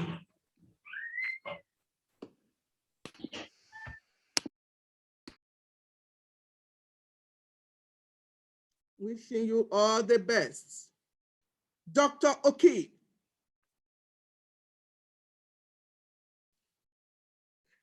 Okay. Yeah, Rodney, Are we still on? Yeah. No, I think I'm hoping that they moved us out of the room. Okay. Yay! Congratulations, Rodney. Oh my goodness, we taught you. I can't forget. How did I not even call He him? was the man behind the scene that made everything possible. Oh my goodness. Rodney.